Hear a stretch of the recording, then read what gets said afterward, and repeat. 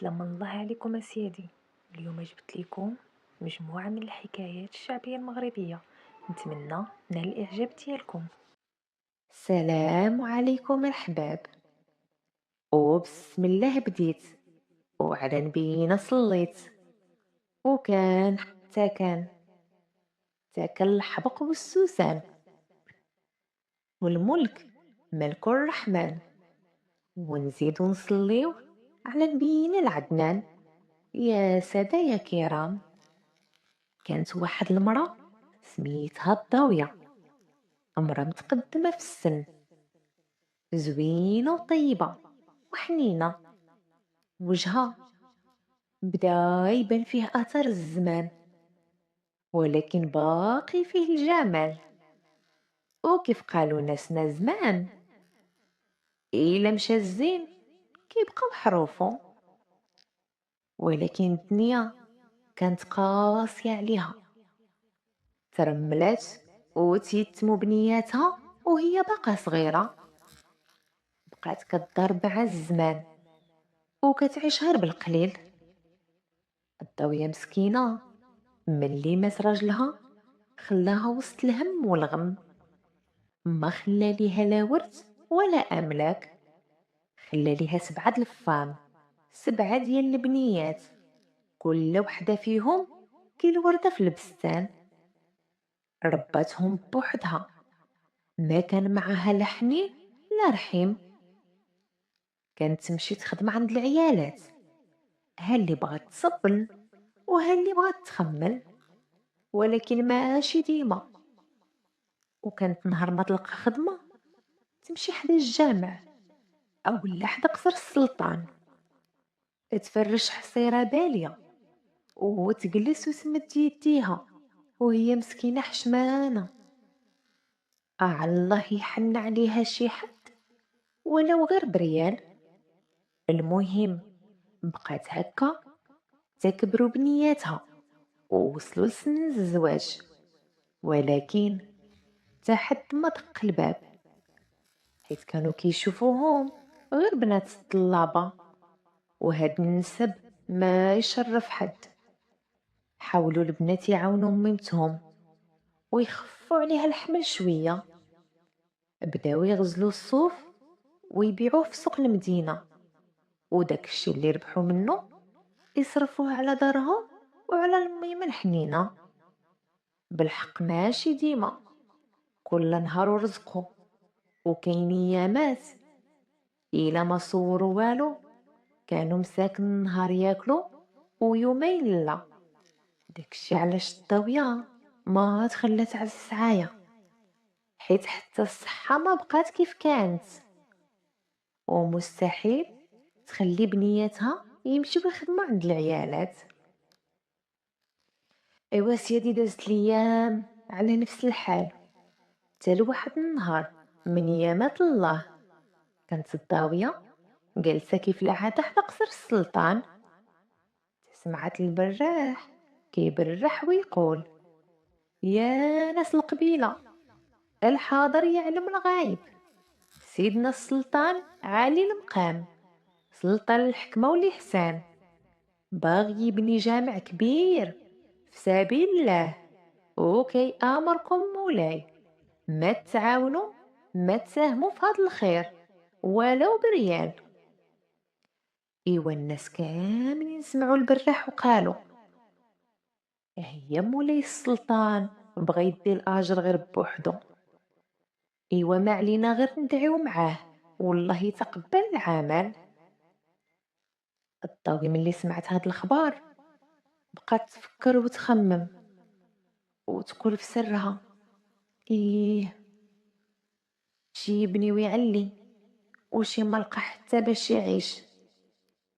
غمضت عينيها والدمعة نازلة منها، وهزت راسها للسما وقالت: السلطان عنده المال وأنا عندي الله، وربي كبير ما يضيع عباده، ويمكن الخير اللي غادي يجيني من هاد الجامع يبدل حالي وحال بنياتي. ايوا يا سامعين الكلام، غير صبح الصباح وديك صاح. مشى السلطان ووزيرو ومعاه الخدم والحراس باش يقلبوا ويشوفوا أحسن أرض يبنيو عليها الجامع. السلطان كان باغي شي أرض تكون في طرف المدينة باش يكون الجامع قريب لسكانها ولسكان القرية اللي حداها، ويجيوه المصلين من كل مكان واتجاه. إيوا يا الحباب، من بعد ما داروا وقلبوا هنا ولهيه طاحوا على واحد الجنان.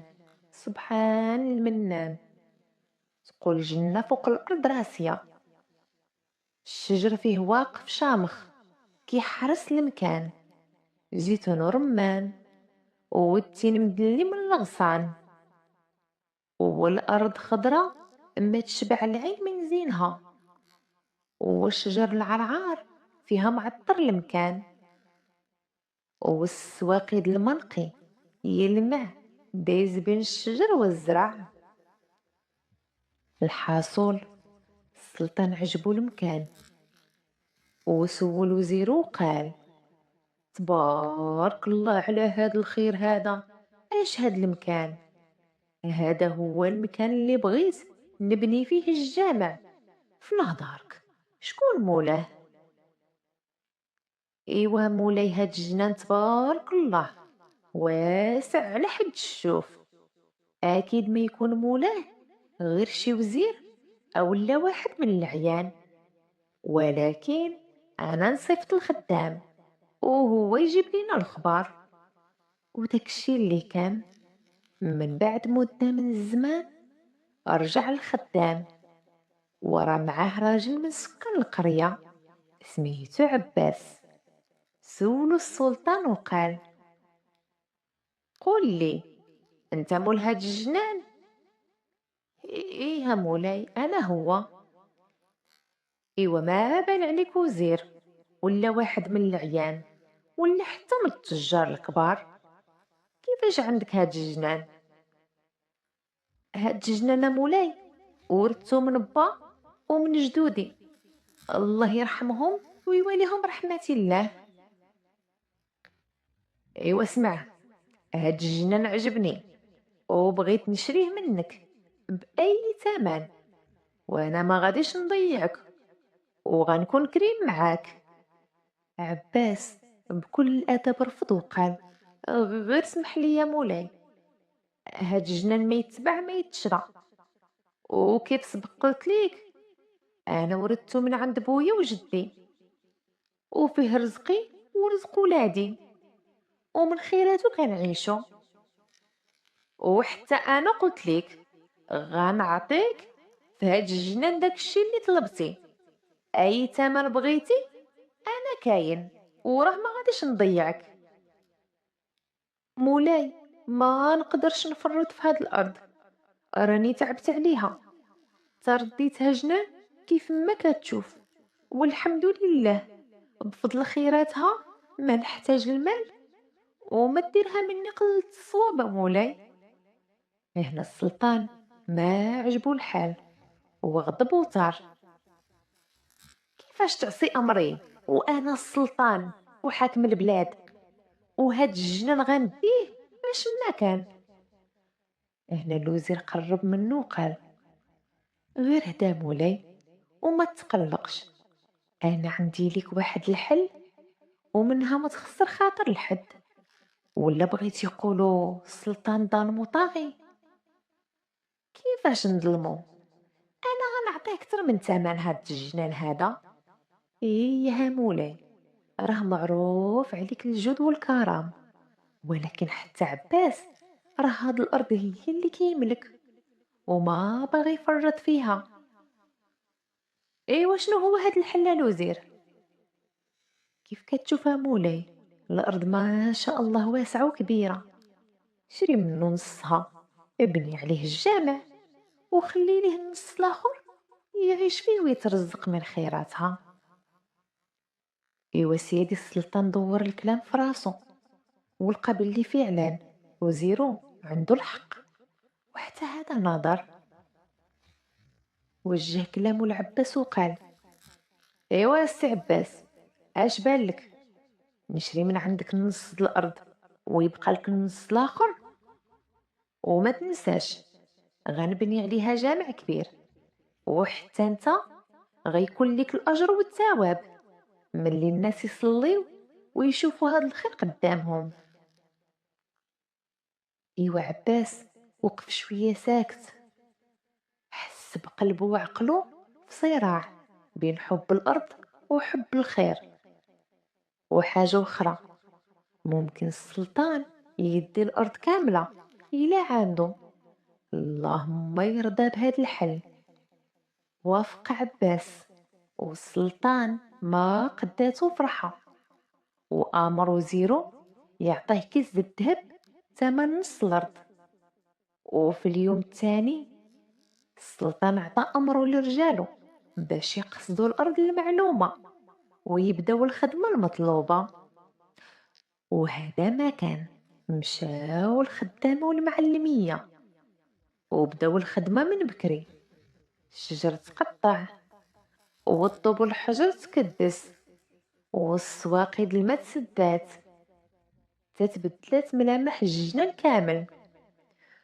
ودازت الأيام كتجري، والعمال ما واقفينش، كل نهار كيبنيو حجر فوق حجر، تولى الجامع بحال القصر من الزخارف والتقاوس والزلي جبلتي ورخام.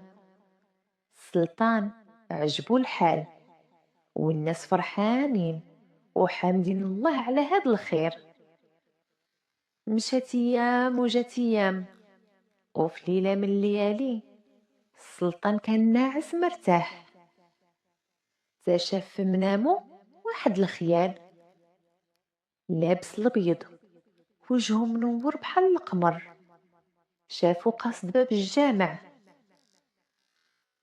مسح الاسم ديال السلطان وكتب بلاصتو اسم واحد المرأة طاوية. داك اللحظة فاق السلطان مفزوع ومخلوع، قلبو كيدق وعرقو سايل. عيط على الوزير وحكالو شنو شاف في المنام. الوزير طمنو وقال: مولاي، ما يكون هذا غير وسوس من الشيطان، غير رجع نعس وتهنى وارتاح.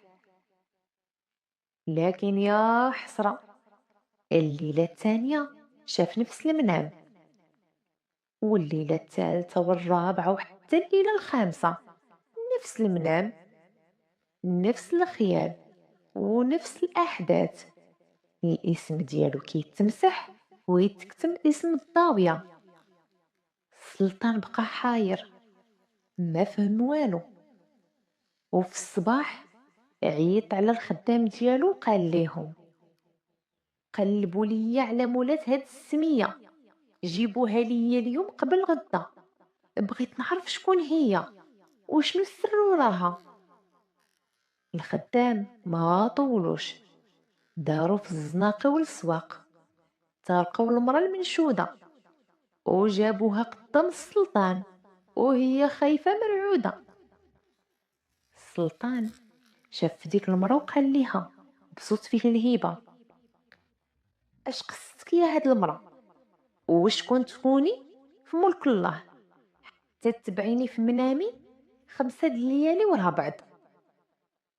الضاوية حنات راسها وقالت بهدوء: واش نكون مولاي؟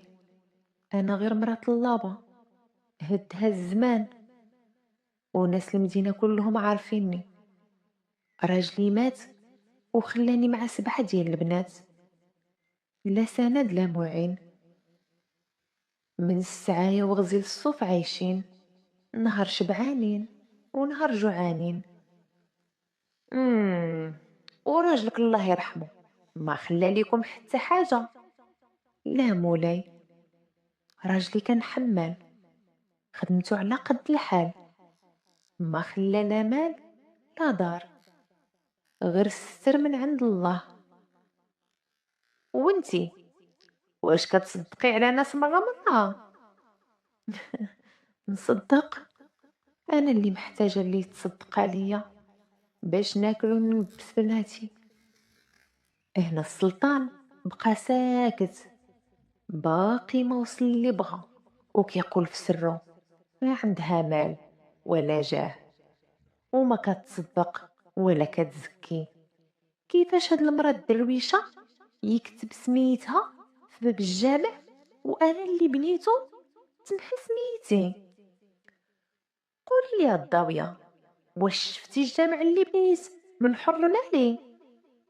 ايه مولاي شفتو، واخا بعيد شويه، مره كنمشي ليه، كنصلي وندعي ونفرش حسرتي تماك ونمد يدي للمحسنين.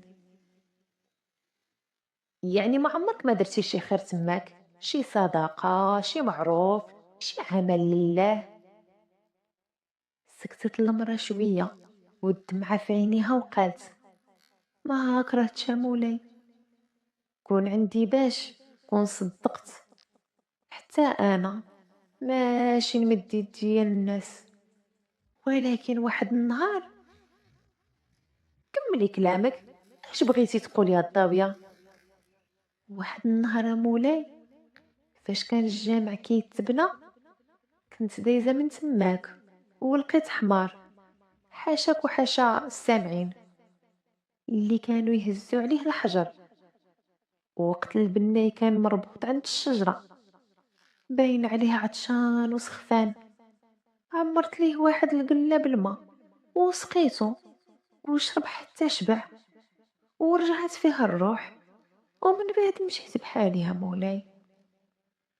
السلطان هنا وقف مذهول وحنا راسو قال سبحانك يا رحمن، انا بنيت جامع بالحجر والطوب والمال، وما قدرتش ننعم برضا الله ولا بقربه، وانتي غير سقيتي بهيمة عطشانة ونلتي هاد المكانة العظيمة.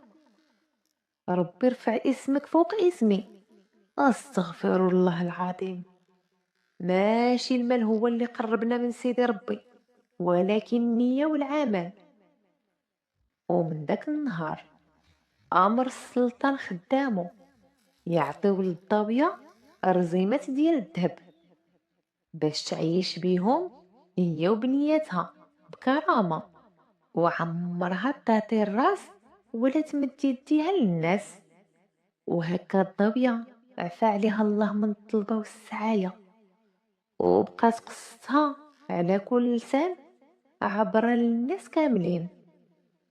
ايوا يا السامعين، مشات ايام وجات ايام، تر واحد النهار دخل الوزير عند السلطان، لقاه جالس مهموم ووجهه شاحب ما مفهوم. بقى فيه وعز عليه وهو اللي عارف ما بيه، وقال يا مولاي، سنين هادي وانت عايش وحداني، من نهار توفات مراتك الله يرحمها ما عاودتي تزوجتي ولا فرحتي بوليد ولا بنية، وحتى لإمتى تبقى بلا ونيس ولا وريت؟ السلطان نزل راسو وقال بصوت مبحوح ودي، عش من زواج وانا ديما بشاكل والهموم الرعية، مشغول وزيدون، واش انا باقي صغير؟ شوف غير صحتي كي ضعافت. خمم الوزير شوية وقال سمعت مولاي باللي واحد البلاد البعيدة كاينة عشبة غريبة وعجيبة، اللي ياخد منها يرجع صحيح وشاب كأنه تولد من جديد. هنا السلطان ناض من بلاصتو وقال واش بصح هاد الكلام؟ ايوا هادشي اللي سمعته مولاي من حكيم هادي زمان. ايوا سير جيبها ليا ولو تكون في اخر الدنيا. ايوا يا الحباب، الوزير ما كان منه غير السمع والطاعة، والجد زادو وركب فوق عودو وشد طريق طويلة من بلاد لبلاد، قطع جبال وسهول وويدان، حتى وصل لبلاد بعيدة ما يعرف فيها حد. بدا يسول في ناسها على العشبة الغريبة، تدلوه ناس الخير على جوج رجال كيملكوها، ساكنين في راس الجبل العالي، ما يوصلهم غير اللي عنده العزيمة والإرادة. الوزير ما كانش من العاجزين ولا من اللي يأسوا، شد الطريق وطلع للجبل. والطلوع ما كانش ساهل، 3 أيام عاد وصل. القدر مبنية من الحجر ومسقفة بالقرمود، وقدام بابها جالس راجل كبير في العمر، وجهه باين عليه تعب السنين. قرب منه الوزير وقال له بآداب: السلام عليكم سيدي، أنا جاي من بلاد بعيدة وطالب ضيف الله. لكن قبل ما يكمل كلامه سمع صوت مرة من داخل الدار كتقول: ما عندنا ما نديرو بالضياف. الشيخ مسكين حشم وطأطأ راسو وقال: اسمح لينا سيدي، ما عندناش فين تبات، سير للقدام والله يسهل عليك. عاودات المرا تهضر من الداخل وقالت: علاش كتطلب السماحة منه؟ الوزير هنا بقى حاير وقال بينو وبين راسو: وباز لهاد الشيخ مسكين، ساكت وعايش مع مرا قلبها قاصح كيف الحجر ولسانها سليط ماضي ما يرحم. كمل الوزير طريقه، تلقى قدامه دار زوينة داير بها الشجر والنوار، وسورها مطلي بالجير الابيض، وقدام بابها كان واحد الشاب واقف، وغير من لباسو النقي باين عليه الخير والخمير. سلم عليه الوزير وقال ليه: السلام عليكم ولدي، راني غريب وجيت من بلاد بعيدة، طريقها طويلة، واش ما تستقبلنيش ضيف عندك الليلة؟ مرحبا مرحبا، واللي جا بسم الله وفي دار الخير والبركة، ضيف الله ما يترد ولا يخيب. وعيط على مراتو من الباب وقال: لا لا، وجدي العشاء، راه عندنا ضيف بيت معانا الليلة. جاوباتو المرا من الداخل بصوت فيه طيبة وحية وقالت: مرحبا بضيف الله، وقت ما حضر يحضر معاه الرزق والربح. الوزير دخل وتفاجأ بالنظافة والذوق والتاوي اللي في هاد الدار. الزربية مفروشة بعناية، والصينية محطوطة، والكانون شاعل، وريحة العود والصرغينة مالين المكان. كلا وشرب وارتاح ونعس حتى للصباح، وغير فطرو سولو مول الدار: ايوا سيدي، قول لي شنو غرضك من هاد الزيارة؟ خليتي لوطا وجيتي لهاد الجبل العالي؟ ايوا ولدي، اللي خلاني نجي لهنا هو اللي خلاك في هاد الصحة والشباب. ولكن انا تعجبت، قالوا لي الناس باللي غير 2 رجال اللي ساكنين في الجبل كيملكوا هاد العشبة الغريبة. ولكن الراجل الاول اللي دقيت عليه بابو كان كبير وضعيف. ضحك الشاب وقال ليه: ايوا هذاك راه خويا الصغير. خوك الصغير؟ كيفاش؟ وشنو هو سر صحتك وشبابك؟ واتيني بيه واللي طلبتيه نعطيه. ايوا نتغداو بعدا، ومن ورا الغدا نقول لك السر. ايوا يا سيادي. موراها الشاب وجد غدا يليق بضيافة طاجين باللحم والزبيب وخبز الشعير طري وسخون، وجلس الضيف مول الدار يتغداو. وملي سولو أمر الشاب مراتو وقال لها: نزلي جنب الواد واتينا من خيراتو، وجيبي معاك واحد الدلاحة تكون كبيرة وزينة. المرا قالت السمع والطاعة، مشات وجابت معاها الدلاحة، جبت السكين وقطعها من الوسط، لقاها ماشي مزيانة، قال لها: نزلي مرة أخرى وجيبي لينا دلاحة حسن من هادي. مشات المرا نزلت عاود لجنب الواد وجابت دلاحة أخرى. ملي قسموها لقاوها زوينة حمرا وحلوة كيف العسل. شكر الشاب مراته وكلاو حتى شبعوا. ايوا الوزير هنا قال ايوا راني باقي نتسنى. الشاب ضحك وقال ليه السر ما هو في دواء ولا في عشبة، سر صحتي وشبابي هو مراتي، ونهار تزوجت بيها ما شفت منها غير الخير والسمع والطاعة، وانا بدوري ما شافت مني غير الشكر والتقدير، وهذا ما كان. وهنايا وضاح الوزير باللي السر شباب الراجل وسعادته في المرأة الصالحة الطيبة والحنينة. ايوا يا سادة يا حضار، رجع الوزير لقصر السلطان ودخل عليه ولقى السلام، والسلطان رحب بيه بعد طول انتظار. وفي الحال سولو أمدرا جبتي لي العشبة المعلومة؟ لا مولاي ما جبت عشبة، ولكن راه رجعت بيديا خاويين وجبت معايا حكمة.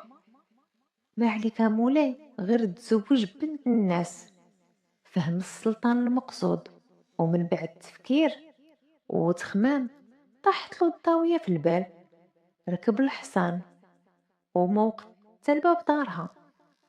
ايوا يا سيادي، السلطان خطب البنت الكبيرة نوارة وتزوجوا، وقام بعرس يتحاكوا به الناس، حضر فيه الصغير والكبير، وعمت الفرحة في البلاد.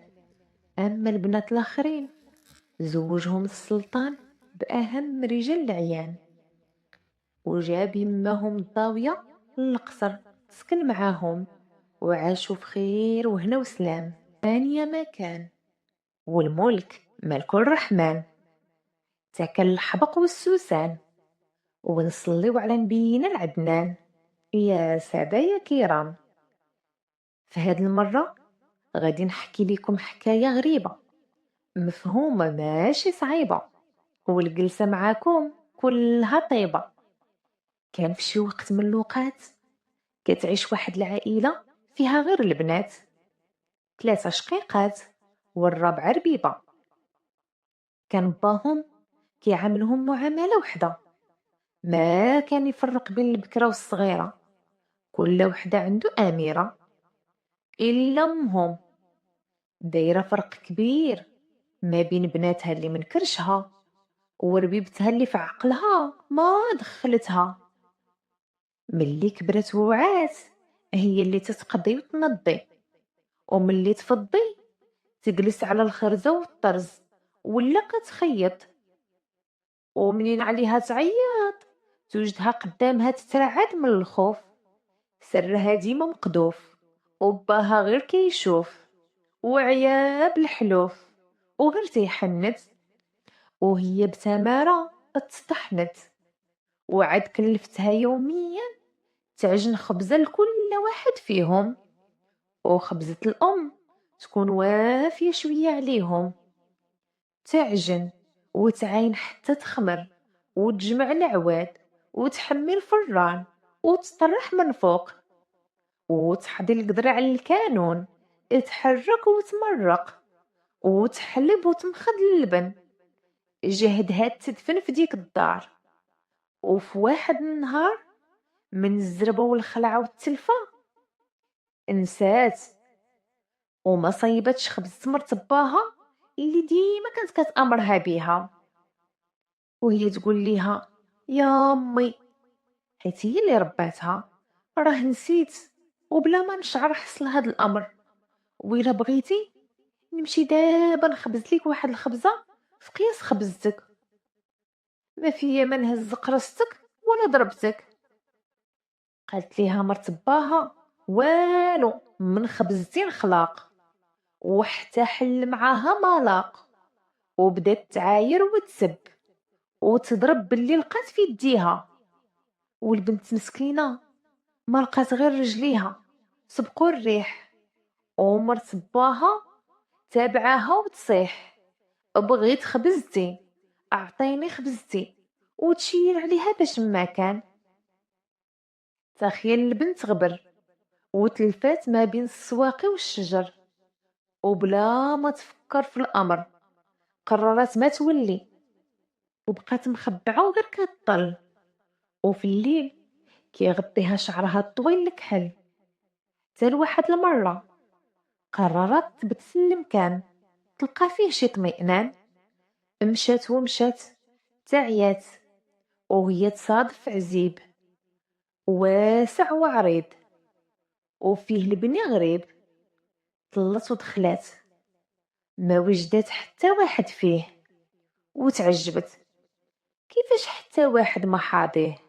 شربت من عيونه الكتار وكلت من خير الشجار وحست بالنعاس دوخ ليها الراس. تكات وتمدات وغمضت عينيها لكن طلقت ودنيها عارفة راسها في خلا ماشي في المنزه في رحلة. ويلا بغات تغيب وهي تسمع صوت غريب. يلا حلوا البيبان وفرشوا الزربية السلطان راه وصل. بالزربة تنصبوا الخيام مر تعمل كل شي يعمل اللي خطي الحكام وخلاص. والبنت غير شافت ما شافت وهي تلعتم وبدات تخمم بحال الا حصلات. الصوار عالية والحراس عينيهم طلقت الجوان. خممت مزيان وهي تدخل ما بين الغنم اللي عددها كان كتير حدا جنب البير. بعدا ما حداها والله نجاها وحداها. ويا سادة يا كرام السلطان من اللي ارتاح طلب مراية الهند وبالو منظر من البعد وسط الغنم طرف كحل. وبلا ما يتعجل قالو زيرو شوف. قالو ياها مولاي هاديك شي حاجة ماشي خيال. ودغيا طاحت له في البال وقالو يا مولاي في الحال توجد قصعة ديال التريد بفروج بلدي جديد يكون مالح ماشي مسوس يبان حس هاد القنوس. الانسي لا فيه الجوع ياكل والجني ما يقرب لطعامنا. في اللحظة كل شي بان قدامنا وهداك ما كان يا الخوان كلات وبردات ومن البير شربات وعرفوه انس ماشي جان. وقال لهم السلطان حضروا قدامي اللي كان وغير بالضرافة واللطافة وكسيوه بشي الحافة. وبالخف حضروا البنت وهي تترعد ماشي من البرد من الخوف تتلاقاو سنانها وتكمشوا يديها. قال لهم خليوها. ومنين شاف فيها وتمعن شاف قدامه جمال تيفتن وعاود فتح عينيه مزيان حتى تيقن. وقال له زيرو امرهم يجمعوا باش نرحلو ووصاهم يتهلاو في البنت مزيان. ومنين لبست زادت تنورات وصبحت لالات البنات وفي وسط القبة طوات وكاع منوات هاد العز العظيم. سبحان المنن الكريم كرمها بعد خوف والمالك فيها غير تيشوف. تعلنوا على عرس السلطان بالزين الفتان. رقصت الناس والموسيقى دوات وحتى الطيور غنات وقالت هني هني من الخبزات هنات سعدي يا الريم يا زينة البنات. وبالزربة تدربت على الجو الجديد وكان كل يوم عندها عيد. واحد النهار سمعت صوت حزين من بعيد تيسعى نسعى باب الله. امرت له صفة تدخلها وتغسل ليها ومن الخيرات تعطيها حيت عقلت على الشدات وشحال من نهار ما كلات. وقالت ليهم قربوها لي وخليوني معاها بغيت نرتاح حداها. تعجبوا وغربوا وهي تعقل عليها قالت هادي مرتبة ياك ما دايرها سبة. ولكن المرا ما عقلات حيت البنية راها تبدلات. وهي تقول ليها واش عرفتيني قالت ليها مرت باها: فكريني اللي نعرفهم بزاف. قالت ليها: وفين بويا وخوتي؟ ردت عليها مرت باها: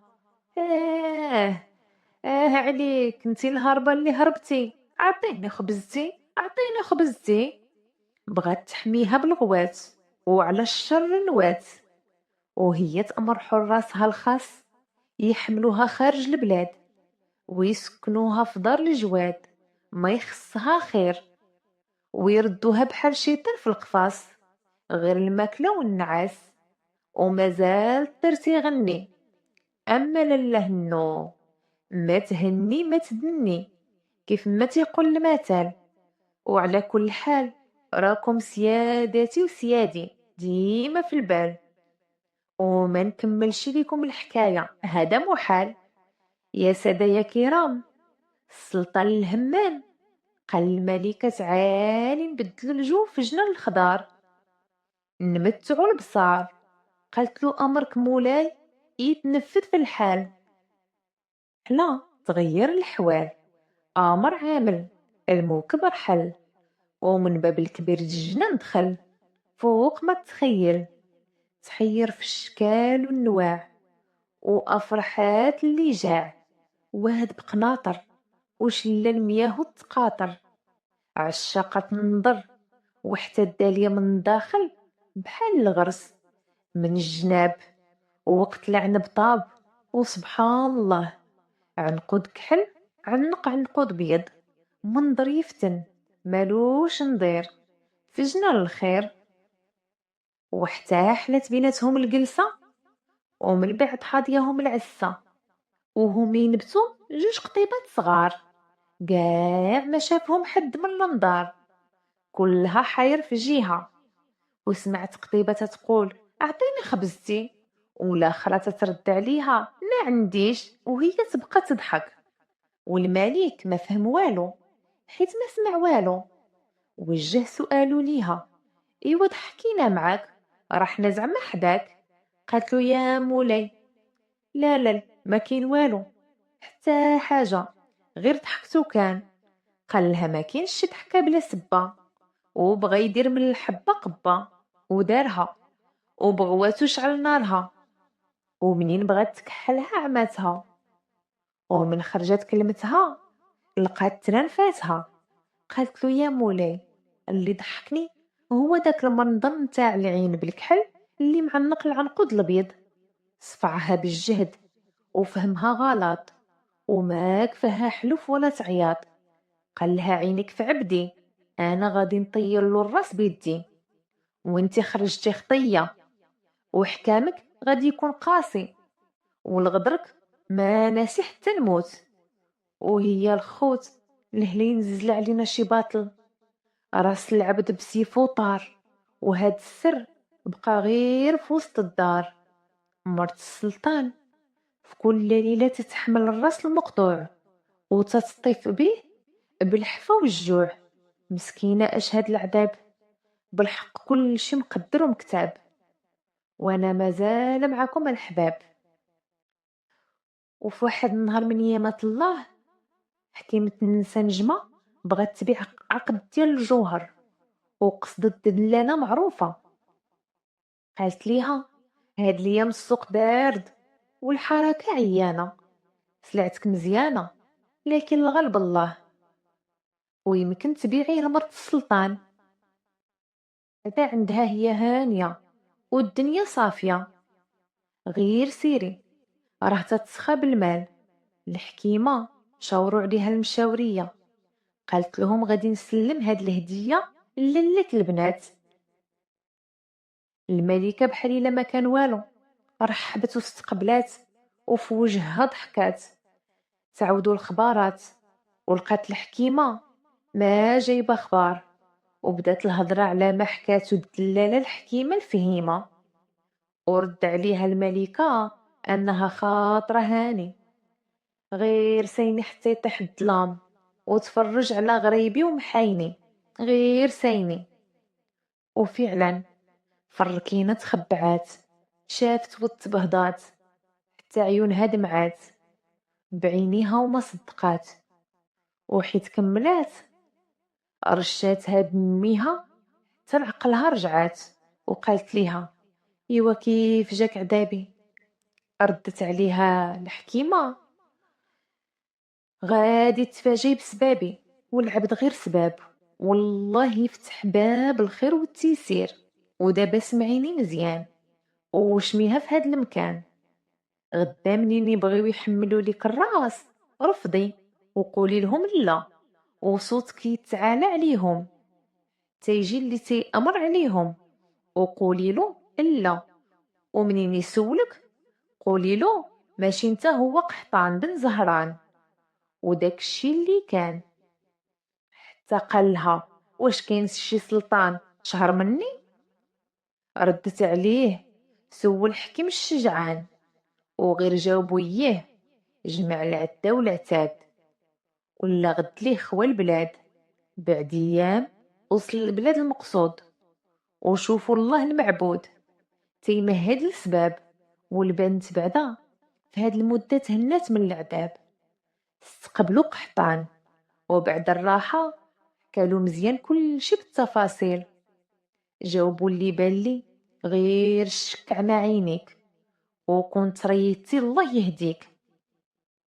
دابا راه خيط المحبة تقطع، وبقات عينين الملك تتدمع.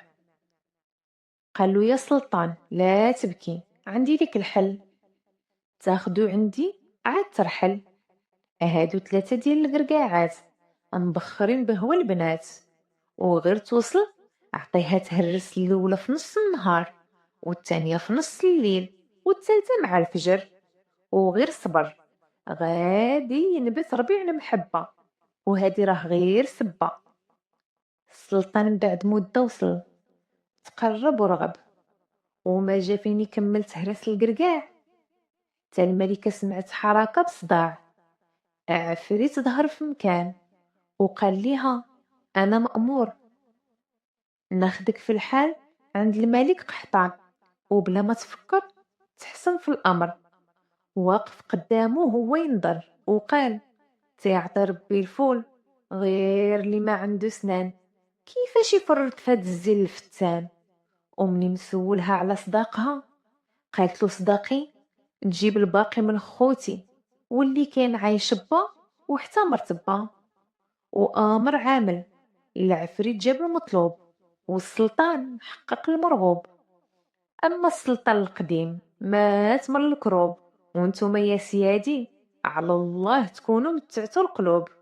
والصابر فينا هو المحبوب، وبنادم راه حجر وطوب. وهكذا حجيتي مشات من واد لواد، وما يفهمها غير الجواد. بسم الله بديت، وعلى نبينا صليت. نعاود ليكم حكاية جاتني من جداتي، لا مكتوبة في كتاب ولا مرسومة في تصويرة، غير من اللسان للودنين، وعمرها ما ضاعت بين السنين. إيوا أسيادي، على ما حكاو ناس زمان، في دوار بعيد مالو عنوان، عاشت غلالة في أسرة فقيرة. الأب فقير معدوم كيجري ورا الزمان، والأم مريضة ومغلوبة ما بقى فيها لا جهد لا صوت، مسكينة تتنهد وكتدعي، والدموع تسيل كيف الواد. والخوت صغار مساكن إلا فطروا ما يتغداو، وإلا تغداو ما يتعشاو. عيشة مرة الدمعة فيها ما تفارق الجفون. اللقمة صعيبة والزمن كيضحك عليهم، والفقر كان خوهم وصاحبهم بالليل والنهار. ووخا هكاك قلوبهم كانت عامرة بالصبر. وبهاد الحال القاسي غلالة ما ركعت لا للفقر ولا للبؤس.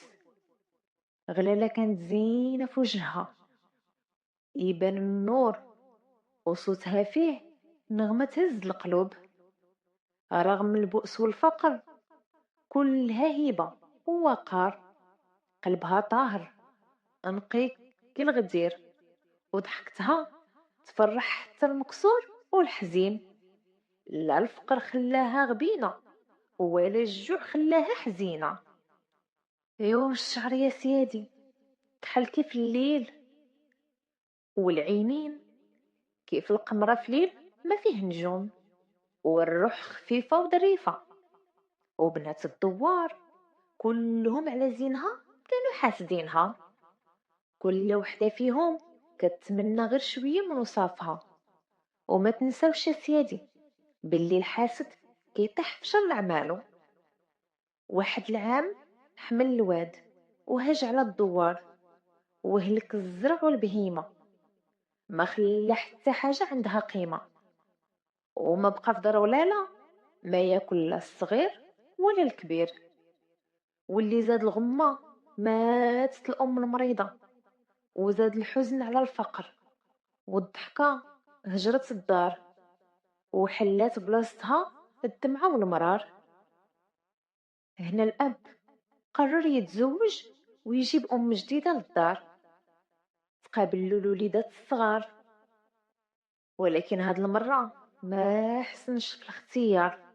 عوض ما تكون هاد المرة الجديدة أم حنينة، صدقات مرت أب قاسية ما تكون قلبها لا رحمة ولا شفقة. وغلالة مسكينة كان ليها النصيب الكبير من قسوتها. وعلاش؟ غير حيت زينة، وزينة بلا قياس، مرات باها اللي حتى عمى ليها البصيرة. شغل كتير غلالة اللي ديرو، والحطب هي اللي تجيبو، والما هي اللي تسقيه. وهاد الشي كامل باش يدبل زينها ويضعف عودها. لكن غلالة بقدرة مولانا يوم بعد يوم يزيد زينها ويتشد عودها. ومع الايام ما بقات بيد مرات باها حتى شي حيلة غير شي مرضى او قتيلة. وفي يوم من الايام كان البرد والشتا كانت خيط من السما، رسلت غلالة للغابة تحطب وتبعتها قاسية القلب. ايوا ملي غلالة توسطت الغابة طاحت عليها الضبابة، مولات قلب الحجر لقاتها فرصة ما فلتتها، جات من وراها ورماتها بحجرة للراس، وبالزربة حفرت ليها القبر ودفناتها. ورجعت للدار دايرة بالفرحة، لا الغاشي شاف الحفرة ولا الشاهد شاف ماطرة وجرة. ونسات قسية القلب أن الله أعظم شاهد. فاقت غلالة ولقات قدامها وجه قبيح، صاحت وصرخت.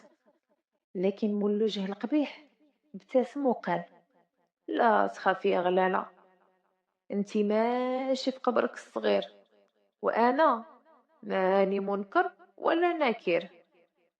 شفت اش دارت ليك قسية القلب، وتسنيت حتى خوات الغابة وطلعت الضبابة وجبتك لعندي، وهنا عليك لامان.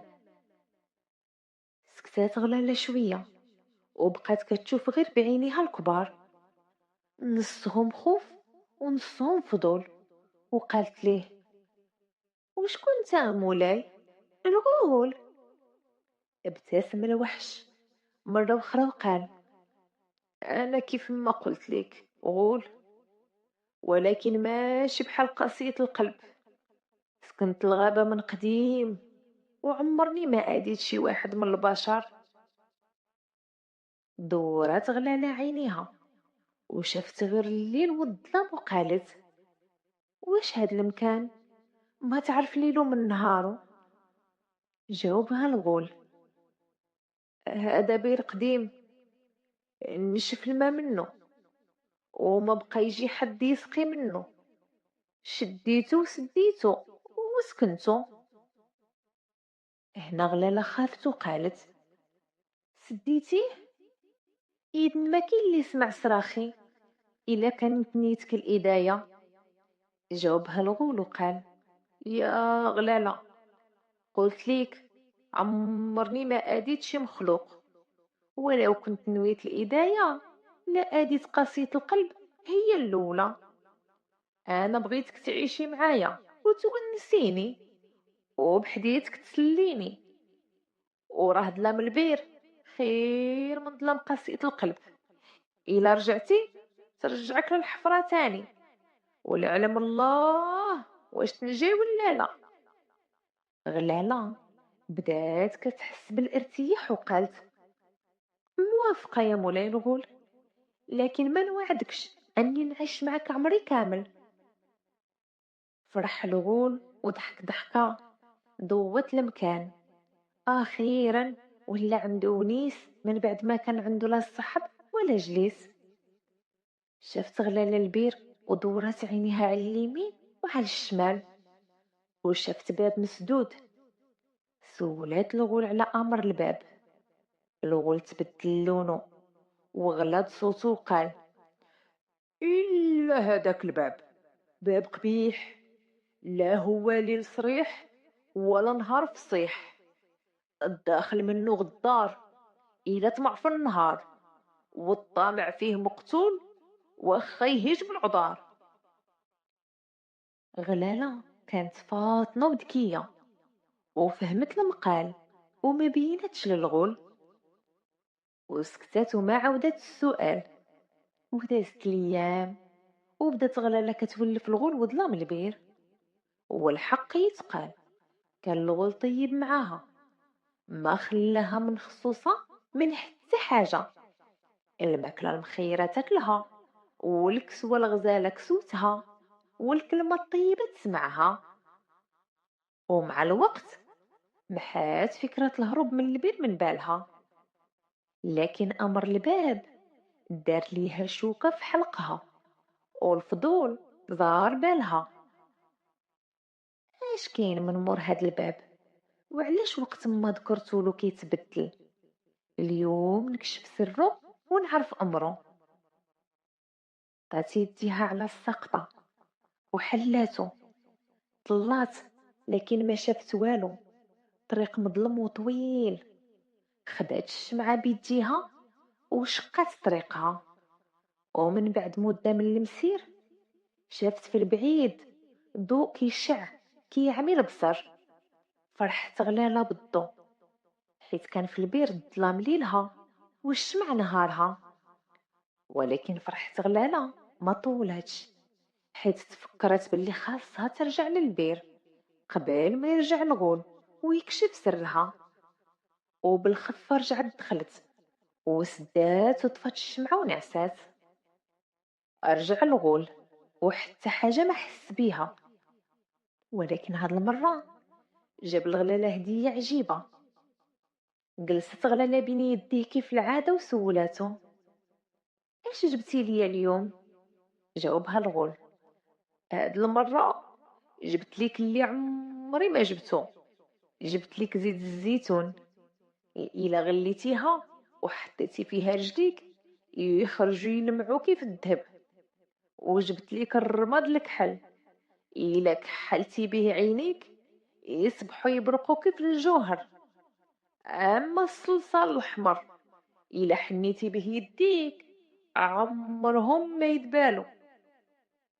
هنا غلالة ظنت أن الغول كشف سرها، وأن هذا عقاب ليها. الزيت المغلية والرماد الكحل والصلصال الأحمر، حيت من قبل نصحها ما تحل الباب، حيت الباب للبير حجاب. الليل والنهار هو الظلام والنور، والداخل منه غدار هي أنا اللي دخلت. إيوا واللي غدا يستاهل العقوبة. قال ليها الوحش: عارف غلالة أنك شاكة فيا، ولكن الصح قلتو، وجربي وشوفي.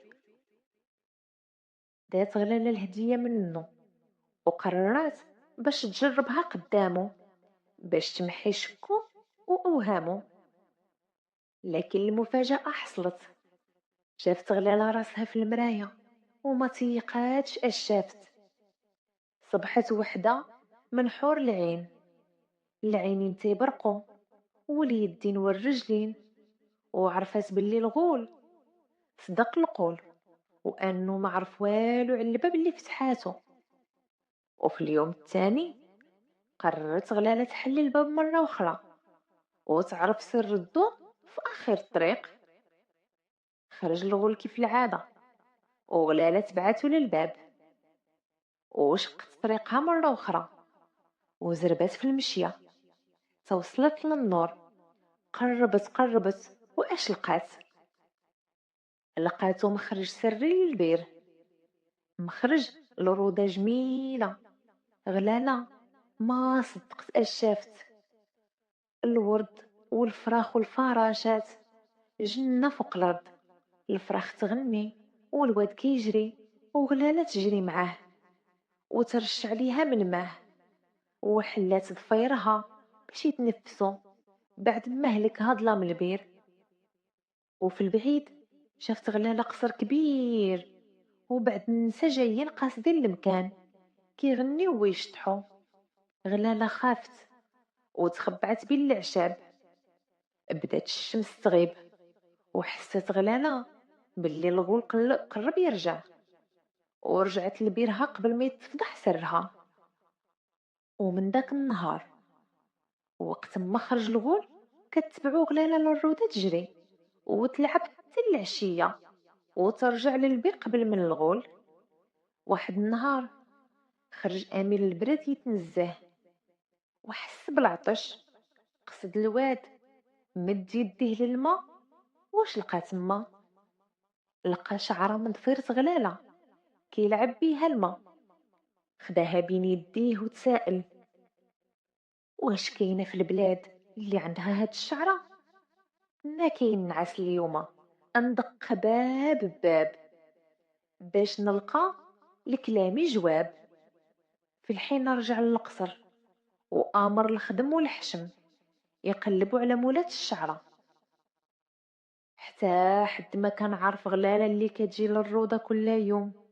وغلالة ما كانت عارفة باللي أمير البلاد عليها كيقلب ويدق البيبان.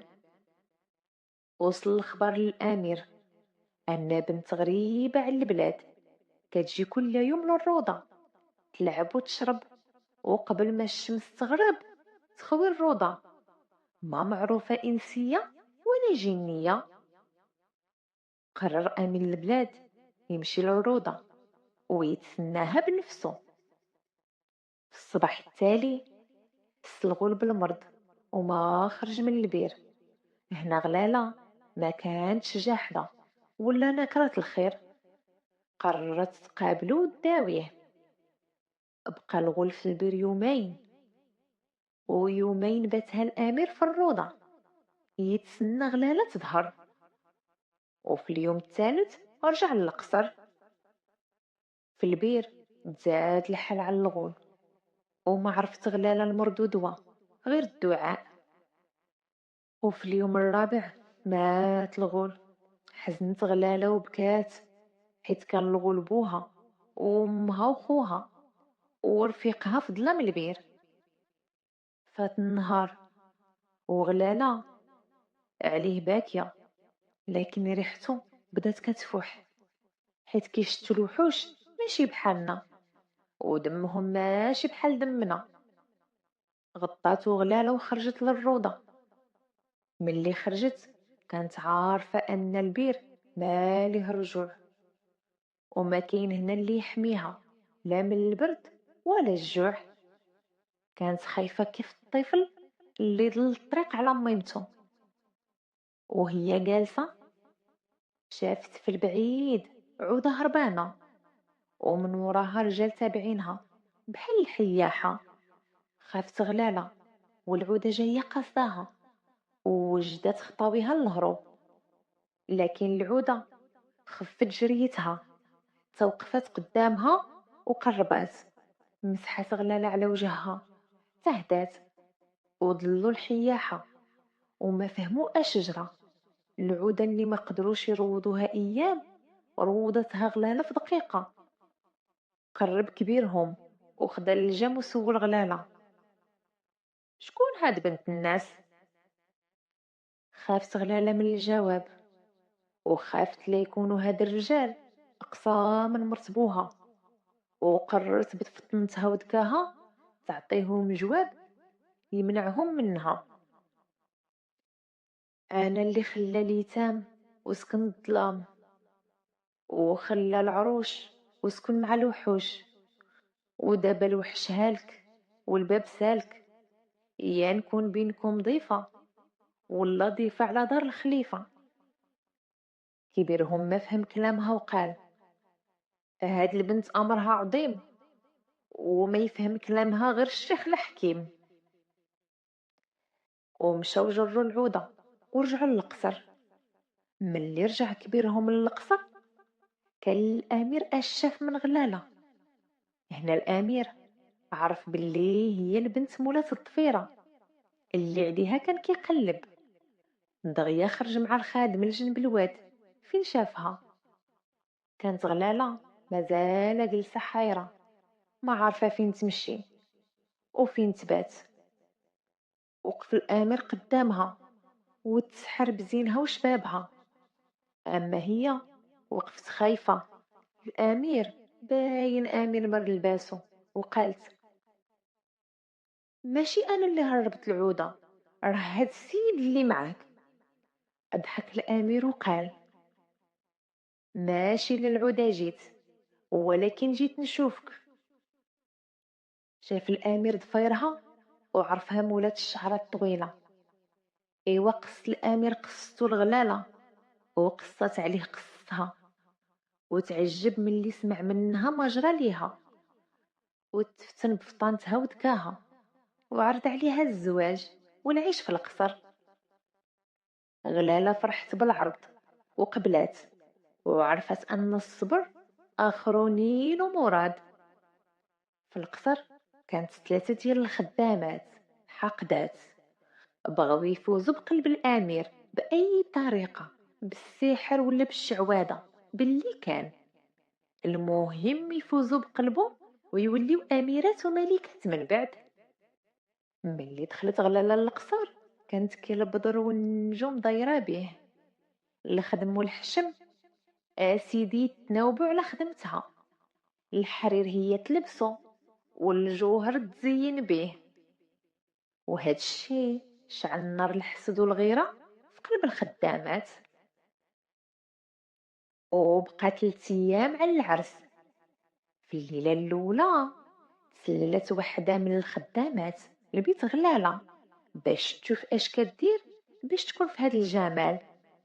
ايوا شافتها كتغلي الزيت وتغمس فيها رجليها وتخرجهم كيلمعوا الذهب. وقالت الخدامة في سرها: ساهلة مهلة، زويتة مغلية وين جيلاتي يلمعوا ليا. دغيا سدات عليها بابها وغلات الزيت، وغير خشات فيها رجليها تفضحات الدنيا بغواتها وحرقت رجليها. ومن داك اليوم ولات تزحف على يديها. أما الليلة الثانية تسلات الخدامة الثانية لبيت غلالة وشافتها كتكحل عينيها برماد الكحل. قالت الخدامة في سرها: ساهلة مهلة، كاين العود والرماد موجود، ما نعس الليلة تنضربها بتكحيلة. إيوا وجدت الكحل وتسمرت قدام المراية، غير بدات كتكحل فرحانة. لات عينيها تلقات راسها ما كتشوف غير الكحل والظلام. اداليها الحسد البصر وعماليها البصيرة. وفي الليلة الثالثة الخدامة الثالثة ما كانش زهرها حسن من خوتها. تا هي تسللت لبيت غلالة وشافتها كتحني يديها بالصلصال الأحمر. فرحات وقالت: سهلة مهلة، النعس محنية والنفيق مهنية. مشات الخدامة لبيتها، خلطت الصلصال الأحمر بالماء وطلصت يديها ورجليها، ونعسات ليلها تحلم بالصباح. في الصباح ملي فاقت لقات يديها ورجليها تحجرات وما بقات قادرة تتحرك. وعرفات الخدامات أن الحاسد غادي للخسران مهما طال الزمان.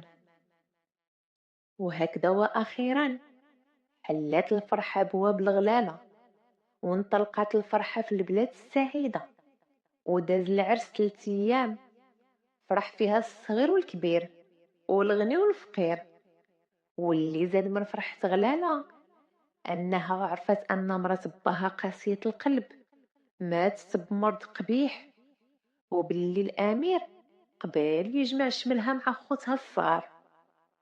وهكذا سالت حكاية غلالة، حيت غلالة ما بقاتش غلالة، سكنت قصر كبير وتسمات بشمس الضحى. ايه، لا شمس الضحى اللي كان في زمانها الخير والخمير، لا ظالم ولا مظلوم، ولا غالب ولا مغلوب. ومشات حكايتي من واد لواد ومن بلاد لبلاد، يحكيها الجداد للصبية والحفاد.